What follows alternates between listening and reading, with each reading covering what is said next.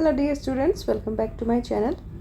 आई hope कि exams आप लोगों के अच्छे जा रहे हैं। और आज एक और पेपर हम डिस्कस करने वाले हैं। BEGC 109 को हम देखेंगे आज। ब्रिटिश रोमांटिक लिटरेचर इसका नाम है पेपर का। तो इसमें हम देखने वाले हैं कि 3 घंटे का पेपर है और 100 मार्क्स टोटल होने वाले हैं। इसमें एक चीज़ का ध्यान रखना कि इसमें जो इम्पोर्टेंट नोट है ना वो है कि क्वेश्चन पहला जो है फर्स्ट क्वेश्चन ये कंपलसरी है। इसको आप छोड़ नहीं सकते हो। कई बार ऑप्शन होते हैं ना कि आप लोग ऑप्शन वाइज कुछ भी सिलेक्ट कर सकते हो, बट फर्स्ट क्वेश्चन में ये आपको कोई फैसिलिटी नहीं मिली है। इसमें आपको पहला क्वेश्चन करना ही है। इसके बाद answer 3 from among of the rest of the questions. इसके बाद जितने भी क्वेश्चंस हैं उनमें से केवल आपको 3 क्वेश्चन करने हैं। तो कहने का मतलब ये हुआ कि आपको पूरे पेपर में सिर्फ 4 क्वेश्चन करने हैं। ठीक है, तो एक एक करके देख लेते हैं। फर्स्ट क्वेश्चन जो है ये आप लोग ये शॉर्ट नोट आते हैं इस पर। ठीक है, 25 नंबर के शॉर्ट नोट होते हैं और ये कहीं से भी चैप्टर में से आपकी बुक में से कहीं से भी कुछ भी पूछ लिया जाएगा। तो ये मैं ये फर्स्ट वाला क्वेश्चन अभी नहीं करवा रही हूँ। ठीक है, ये शॉर्ट नोट है, आप खुद कर लेना। मैं आपको जो दूसरे क्वेश्चन है मैं वो करवाने वाली हूँ यहाँ पर, जिसमें हमारा पहला क्वेश्चन इंपॉर्टेंट बनता है ये वाला। George Crabbe's The Village book is a realistic depiction of rural life of the 18th century England. Elucidate। ठीक है, ये इंपॉर्टेंट क्वेश्चन है, अक्सर आता है, तो इसी को देख लेते हैं। तो सबसे पहले हम यहाँ पर लिखेंगे इंट्रोडक्शन। ठीक है, इंट्रोडक्शन ज़रूर लिखना। चलिए, तो हम यहाँ पर बताएंगे कि जॉर्ज क्रैब जो है उन्होंने जो 1783, ठीक है, इसमें जो इनकी जो बुक है द विलेज, ठीक है, इसमें इन्होंने बताया है कि आप लिखेंगे इसमें कि the village in 1783 is a starkly realistic depiction of 18th century rural England English life. And इन्होंने क्या बताया अपनी बुक में कि the challenging the idealized pastoral tradition by exposing the poverty, ठीक है, हार्डशिप और grim realities of the working poor की इन्होंने कंडीशन बताई है। Contrasting it with romanticize views found in poems like Goldsmith की जो पोएम थी the deserted village, and he also focusing on the physical misery like harsh labour हो गया और नेग्लेक्टेड फेसेस बाय लेबरर्स हो गया, फिशरमैन हो गए, और and the same time using a formal style of highlighted their unglamorous existence. ठीक है, इतना सा हम बता देंगे क्योंकि हम रियलिस्टिक डिपिक्शन कर रहे हैं। अबाउट रूरल लाइफ के बारे में थोड़ा सा बता देना। इसके बाद हम की पॉइंट्स लिखने वाले हैं। तो हम इम्पोर्टेंट पॉइंट्स बताने वाले हैं अबाउट इट्स रियलिज्म के बारे में। तो फर्स्ट पॉइंट हमारा rejection of the pastoral ideal के बारे में। क्रैब जो है he directly confronts the sentimentals portray of idealized country life, stating that he will paint the village as truth will paint it। ठीक है, and as bards will not,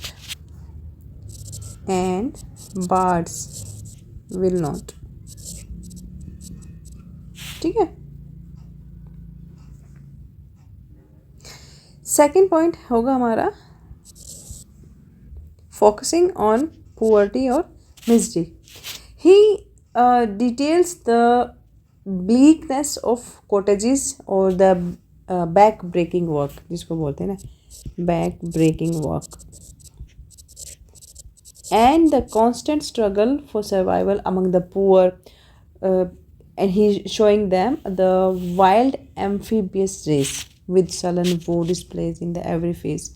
ठीक है, तो he focus on the poverty or misery life of the labor। Third, harsh realities of labor। This poem describes the relentless toil of fishermen की बात हो रही है यहाँ पे, and laborers, and also highlighting their low status। ठीक है, किस तरह से वो लोग लाइफ जीते थे, their low status and lack of comfort when they was with no romanticized view of their simplicity. ठीक है, तो हार्श रियलिटीज़ एक हमारा ये पॉइंट बन जाएगा। फोर्थ पॉइंट बनेगा हमारा critic of social institutions. Crabbe critiques the indifferent or neglectful roles of the local parish, church, okay, even a corrupt जो murderers होते हैं, they like quack doctors showing how systems failed the poor, how system failed the poor। तो वो critic भी करता है इन सारी चीज़ों को। He criticized everything about labor class and poor. Unflinching details. He provides specific or unvarnished account of death, okay, burial, and the mundane, difficult lives of common people, including the paupers and the elderly, in contrast of the artificiality of neoclassical verse। Okay, next हमारा authenticity. Crabs जो early life है, ही having been born और raised in the impoverished sea coast village of Aldborough, and he was granted his portrayal a significant degree of authenticity and a credible voice of dissent against the privileging literary dishonesty of the time। तो आप एक point हमारा authenticity का बन जाएगा। Bleak landscape. This poem setting is not a picture queue or green countryside, but a flowering coast, frowning coast, okay, with a sterile soil that is difficult to cultivate। This harsh जो landscape mirrors the harsh lives of its inhabitants। inhabitants कौन थे? Labour, ठीक है, poor. तो इस तरह से हम लिख देंगे। इसके बाद हम लिखेंगे इसका कंक्लूजन। ठीक है, हमारा क्वेश्चन कंप्लीट हो जाएगा। यहाँ पे कंक्लूजन ज़रूर लिखना। जितने भी पॉइंट्स लिखे हैं ना, इसमें से आप थोड़ा थोड़ा इसको बिल्कुल ही थोड़ा सा मतलब एक बिल्कुल ही संक्षेप जिसको बोलते हैं समरी बना देना, मतलब यहाँ पे पूरे क्वेश्चन की। ठीक है, तो समराइज़ कर देना इसको छोटा सा 5 से 6 लाइन में, तो आपका वो कंक्लूजन बन जाएगा यहाँ पे। तो अभी नेक्स्ट क्वेश्चन हम करने वाले हैं जो इम्पोर्टेंट बनता है यहाँ पर, वो है third question. How do the poems Tintern Abbey and daffodils exemplify Wordsworth theory of poetry as a emotions recollected in tranquility। ठीक है, तो यहाँ पे हमें दोनों के बारे में बताना है, टिंटन एबे के बारे में बताना है और डैफोडिल के बारे में बताना है। दोनों के बारे में हमें थोड़ा थोड़ा लिखना पड़ेगा। सो इंट्रोडक्शन में हम लिखेंगे कि बोथ टिंटन एबे और daffodils perfectly exemplify Wordsworth's theory of poetry as the spontaneous overflow of powerful feelings। ठीक है, फीलिंग्स के बारे में, इमोशंस के बारे में हमने यहाँ पे बताना है। And it takes its origin from emotion recollected in tranquility। Tintern Abbey जो है, he shows this through the present reflection on past sensory joy the abbey, the abbey. ठीक है, leading to deeper spiritual insight. Daffodil जो है वो he illustrates it when the initial scene of joy, उनके लिए joy क्या है? Flowers. The flowers provide a lasting, tranquil source of pleasure, offering healing and inspiration in later loneliness, and also proving the memory itself is a powerful, tranquil emotion। तो ठीक है, इतना सा हम इंट्रोडक्शन लिख देंगे। अब इसके बाद इन दोनों का ही इनका एक जर्नी ऑफ रिफ्लेक्शन, रिकलेक्शन देख लेते हैं, दोनों को थोड़ा सा कंपैरिजन करते हुए। ठीक है, चलो मैंने ये तीनों ही पॉइंट यहाँ पर लिख दिए हैं ऑलरेडी। तो टिंटिन एबे के बारे में बात करते हैं। सबसे पहला जो इनका पॉइंट है, इनिशियल एक्सपीरियंस की बात कर लेते हैं यहाँ पर, ठीक है। तो this poem starts with the intense feeling of the present moment, but it quickly moves to recalling a past visit the 5 years, ठीक है, प्रायर एक्सपीरियंसिंग और aching joys and wider youthful pleasure. The tranquil recollection की बात कर लेते हैं। तो the present visit जो है दैट ब्रिंग्स अ कामर, ठीक है, more profound connection, a presence that disturb me with the joy of elevated thoughts. The poetry का जो ओवरफ्लो है उसके बारे में बात कर लेते हैं। This poem itself is the result of its tranquil reflection where past feelings are re-examined, transformed, okay, or integrated into a deeper spiritual understanding, and that also offering a lasting anchor और for his soul। तो इतना तो ये सब आपको लिखना पड़ेगा Tintin एबे के बारे में। अब दूसरा हम लिखेंगे यहाँ पर डैफोडिल के बारे में, ठीक है। डैफोडिल्स का भी हमें इसी तरह से बताना पड़ेगा। डैफोडिल के बारे में थोड़ा सा बता देते हैं कि जैसे memory as joy, memory as joy. So first scene, the scene emotions यहाँ पर बताएंगे कि the poet sees the daffodils a moment of intense spontaneous delight and comparing them to stars, ठीक है। The tranquil recollection later when in vacant or in pensive mood the image of the daffodils flash back of his mind, his inward eye. And third, the poetry overflow. This recalled image is not just a memory, it's an overflow of pure tranquil joy, ठीक है। and that filling his heart with pleasure and making him dance with the flowers or demonstrating how a past feeling brings present bliss, okay। अब इन दोनों का एक how they both exemplify the theory उसको देख ले। so how both exemplify the theory, जिसमें सबसे पहला पॉइंट बनेगा हमारा प्रोसेस। बोथ पोएम्स जो हैं they trace the journey from immediate feeling like Abby's beauty and the daffodil dances to a quiet inner state where memory transforms the experience into a lasting, calming, quiet, ठीक है, and inspiring forces as seen in Tintin Abbey's deeper meaning and daffodil's bliss of solitude, ठीक है। ये process में लिख देंगे आप। फिर है पर्पस में बताएंगे कि this poem are not just descriptions, they are the overflow, okay, overflow of this recollected emotions showing how nature's power shapes the human spirit over time, offering solace and spiritual growth, ठीक है। इसके बाद conclusion लिख देना आप लोग, question आपका complete हो जाएगा। नेक्स्ट देख लेते हैं फटाफट से। इसके बाद जो हमारा नेक्स्ट इंपॉर्टेंट क्वेश्चन होता है वो है 6th, attempt a summary of Keats ode to a nightingale, ठीक है। यहाँ से भी कीट्स के बारे में भी कई बार क्वेश्चन पूछ लिया जाता है, तो हम इसी को कर लेते हैं यहाँ पर, ठीक है। So let's introduction. तो इंट्रोडक्शन में आप लिखेंगे कि जॉन कीट्स जो राइटर हैं, इनकी जो पोएम है ode to a nightingale, it's a romantic poem,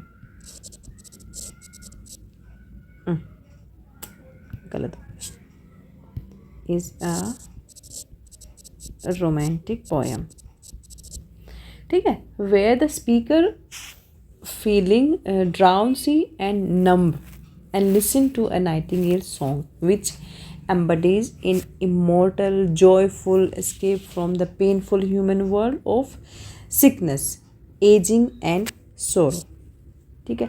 He longs to join the bird's world, first considering wine, okay, then poetry, to transcend morality, even contemplating painless death while listening to the song. Ultimately, the bird flies away, and the speaker is left questioning if his experience was a dream, or highlighting the contrast between a fleeting human life and eternal art. ये इतना सा हमारा introduction हो जाएगा. अब points लिख लेते हैं फटाफट. चलो अब लिखते हैं की aspects of the poem. First है हमारा drowsy numbness. This poem starts with the speaker feeling overwhelmed and numb from the nightingale's escaping song, or a feeling of being too happy in thine happiness. ठीक है. Second है हमारा desire for escape. जो writer हैं जो Keats हैं, he wishes for wine to get drunk and forget the weariness, the fever and the fret of human existence where beauty fades and people die. वो इस चीज़ को भूल जाना चाहते हैं. Imagined flight. Rather than Bachu's chariot, he chooses the viewless wings of poetry to fly with the bird into the dark or fragrant forest and the scents. Fourth है हमारा mortality और immortality. He reflects on his own mortality and the nightingale's seemingly eternal song, that recognizing the bird's music as a symbol of enduring beauty or heard throughout the history. Okay. Then fifth, contemplation of death. The writer finds the idea of dying peacefully while listening to bird songs appealing. कैसा लग रहा था मुझे गाना? appealing लग रहा था. ठीक है. and a release from suffering. ठीक है. return to reality में लिखेंगे कि this word, एक word आता है यहाँ पर, for Lord. ठीक है. This word breaks the trance and pulling him back to reality as the bird's song fades, and leaving him isolated or uncertain if it was a waking dream or a true vision. Okay, तो return to the reality एक point हमारा ये हो जाएगा. फिर कुछ main themes की बात कर लेते हैं पोएम के बारे में. मेन थीम्स क्या क्या हो सकते हैं. फर्स्ट लिखेंगे तो मेन थीम्स में फर्स्ट पॉइंट हमारा बनेगा आर्ट वर्सेस लाइफ. ठीक है. इसमें लिखेंगे कि नाइटिंगेल का जो सॉन्ग है that represents eternal art contrasting with the transient, मैं लिख देती हूँ, ट्रांसिएंट और suffering human life. Then nature and escape. Nature offers a temporary refuge from human sorrow, mortality and immortality. This poem explores the human fear of death and the desires for something lasting, like the bird's music or poetry itself. ठीक है. इसके बाद हमारा conclusion हो जाएगा और question हमारा complete हो जाएगा. एक जो यहाँ पर मैं जो 7th क्वेश्चन है ये वाला हम कर लेते हैं, ये भी इम्पोर्टेंट है. ठीक है. चलिए फटाफट करते हैं. इंट्रोडक्शन में लिखेंगे कि Mary Shelley's monster is a complex और tragic figure who evolves from a sensitive, intelligent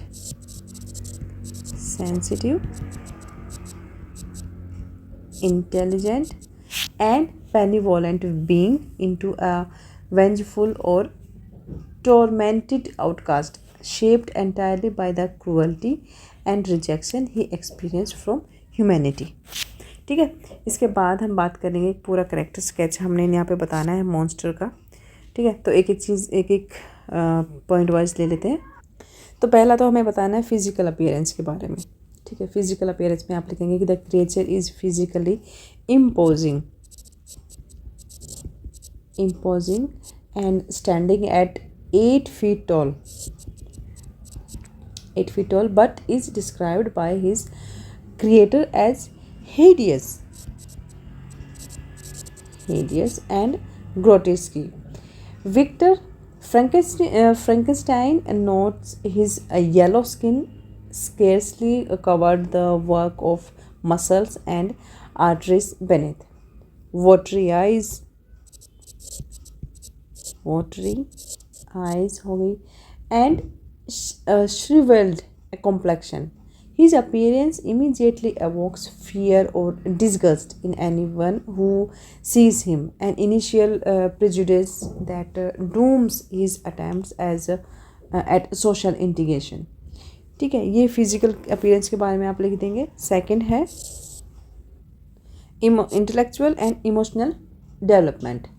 Despite his terrifying appearance, the monster is a highly intelligent और deeply sensitive being. कैसे? फर्स्ट पॉइंट लिखेंगे हम, बताएंगे उसके बारे में. Rapid learning. ठीक है, तो दो created as an adult simulacrum, he starts like a blank slate akin to an infant. By observing a family from a hovel attached to their cottage, he quickly learns to speak, read, or write correctly. Second, initial benevolence. Early in his existence, he is compassionate, the kind-hearted. ठीक है, he secretly assists the poor Delacy family by gathering firewood, okay, for them, and feels empathy for their plight. He even saves a young girl from drowning only to be rewarded with a gun shoot. Third, इसी का third point है desire for connection. His primary motivation is a desperate need for companionship, love, ठीक है, and acceptance. Basic human needs denied to him because of his appearance. ठीक है, he longs for a place within the human community or failing that a single companion of his own kind. ठीक है, फिर एक और point बनेगा हमारा. Next हमारा पॉइंट है ट्रांसफॉर्मिंग टू अ मॉन्स्टर. कैसे मॉन्स्टर में ट्रांसफर होता है? तो the creatures turn to violence is a direct consequence of universal abundant and rejection, particularly by his creator who Victor. ठीक है, तो इसमें हमारा पहला पॉइंट है रिजेक्शन और isolation. Every interaction with humans, from Victor's initial flight to the Delacy's violence expulsion of him, results in terror or abuse. ठीक है, and this constant rejection hardens his heart and fills him with bitterness or rage.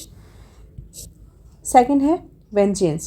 Driven by the pain of profound loneliness or a sense of injustice, his initial benevolence gives way to a desire of revenge against Victor.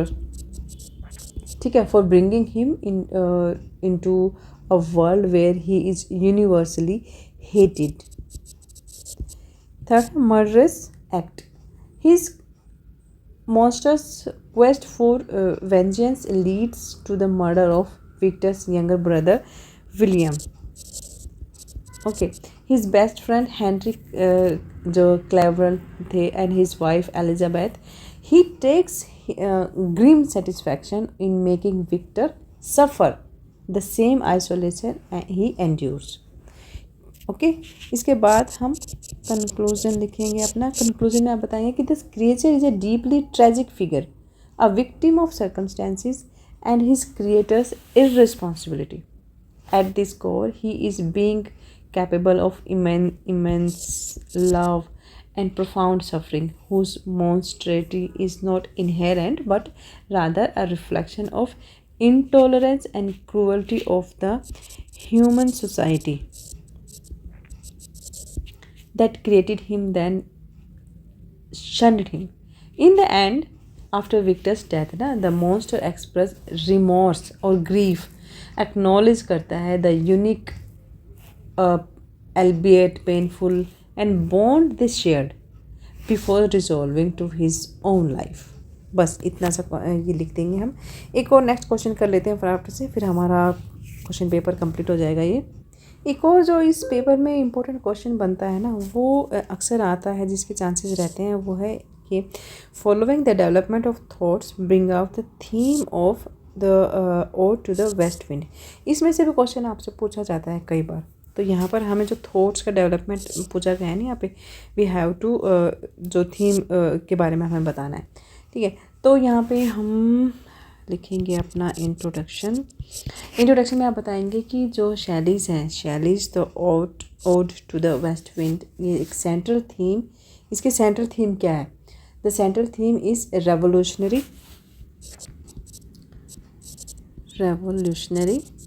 ठीक है, necessity of death for rebirth, ये इसका theme हो गया.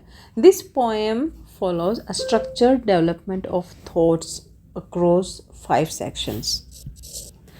ठीक है, जिसको Cantos बोलते हैं. Moving from objective observation of the wind's power to a personal plea for artistic or social transformation. बस इतना सा हम लिख देंगे. इसके बाद फर्स्ट पॉइंट बनेगा हमारा, तो हम हेडिंग देंगे डेवलपमेंट ऑफ थॉट. इसी में हम सब जो हमारा फर्स्ट पॉइंट बनेगा वो है कैंटो फर्स्ट कर लेते हैं, या फिर सेक्शन लिख लो, पैराग्राफ लिख लो, स्टैंजा लिख लो, या फिर कॉन्टो लिख लो. तो इसमें जो फर्स्ट था वो है terrestrial power. The speaker addresses the wind as the breath of autumn being. ठीक है, observing it and it on land, it acts as a destroyer. ठीक है, by sweeping away dead leaves like symbolizing the old and corrupt, and a preserver by carrying seeds to their wintry bed to await spring. ठीक है, canto second में ये यहाँ पे बताएंगे आपको एरियल पावर. इसमें आप लिखेंगे कि the focus shifts to the sky where the wind drives loose clouds like decaying leaves. It is depicted as a dyers of the dying year, and also creating a vast spectacle or darkness and storm. ठीक है, third लिखेंगे हम. Third हमारा canto 3 में aquatic power. The winds influence extend to the Mediterranean और Atlantic. It awakens the blue Mediterranean from summer dreams of old palaces or cliffs. Okay, cliffs, the Atlantic into charms, terrifying underwater vegetation. Then fourth है हमारा canto 4 में the personal crisis. Personal crisis में आप बताएंगे कि the speaker transition from observation to direct appeal, contrasting his current chained and bored state that the wind's uncontrollable freedom. He expresses a desperate need to be felt like a leaf, a cloud, or a wave. Leaf, cloud, or wave. Fifth है canto 5 में prophetic prayer. In the climax, the speaker asks the wind to make me the liar. Means he seeks to harness the wind's force to scatter his dead thoughts.